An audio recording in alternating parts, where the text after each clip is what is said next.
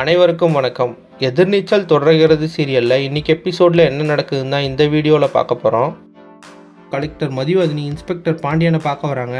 அப்போ மதிவதனி சொல்கிறாங்க, ஆலிவர் தேவசகாயத்தை எப்படியாவது பிடிச்சிடணும் அப்படின்னு சொல்கிறாங்க.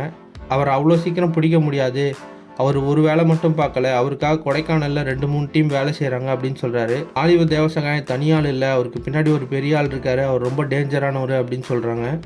அதுக்கப்புறம் மதிவதனி கேட்குறாங்க, இப்போ ஜனனியும் சக்தியும் எங்கே இருக்காங்க அப்படின்னு சொல்லிட்டு. அதுக்கு பாண்டியன் சொல்கிறாரு, நான் கால் பண்ணி பார்த்தேன், ஆனால் ரீச் ஆகலை அப்படின்னு சொல்கிறாரு. உடனே மதிவதனி, நான் ஜனனிக்கு கால் பண்ணுறேன் அப்படின்னு சொல்லிட்டு கால் பண்ணுறாங்க. ஆனால் ஜனனி ஃபோனை சக்தி தான் எடுக்கிறாரு. அப்போ சக்தி கேட்குறாரு, ஆலிவர் தேவசகாயத்தை பிடிச்சிட்டிங்களா அப்படின்னு சொல்லி கேட்குறாரு. அதுக்கு மதிவதனி, இன்னைக்குள்ளே பிடிச்சிருவோம் அப்படின்னு சொல்லி சொல்கிறாங்க. அதுக்கு சக்தி, கண்டிப்பாக பிடிச்சிருங்க, அவர் வெளியே இருக்கிறதுனால எங்களால் நிம்மதியாக இருக்க முடியல அப்படின்னு சொல்கிறாரு. அதுக்கு மதிவதனி சொல்கிறாங்க, கண்டிப்பாக பிடிச்சிருவோம், ஆனால் இந்த விஷயம் யாருக்கும் தெரியாமல் பார்த்துக்கோங்க அப்படின்னு சொல்கிறாங்க. அதே சமயத்தில் ஆலிவர் தேவசகாயத்துக்கு அவரோட பாஸ் கால் பண்ணுறாரு. அப்போ ஆலிவர் தேவசகாயம் சொல்கிறாரு, போலீஸை அடையாளம் கண்டுபிடிச்சி தேட ஆரம்பிச்சிட்டாங்க அப்படின்னு சொல்கிறாரு. அதுக்கு அவரோட பாஸ் சொல்கிறாரு, உங்ககிட்ட கன் இருக்குல்ல, அதை வச்சு நீ சுட்டுட்டு செத்துரு அப்படின்னு சொல்கிறாரு. அப்போ ஆலிவர் தேவசகாயத்துக்கு என்ன செய்யறதுனே புரியல.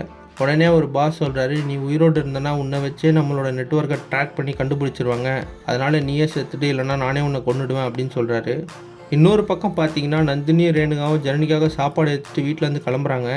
யாருக்கும் தெரியாமல் ரகசியமாக வெளியே போகணும்னு நந்தினி ரேணுகாவும் முடிவு பண்ணுறாங்க. ஆனால் அதே சமயத்தில் கதிரும் ஞானமும் கீழே வந்து திரும்பவும் எங்கே போகிறீங்க அப்படின்னு சொல்லி கேட்குறாங்க.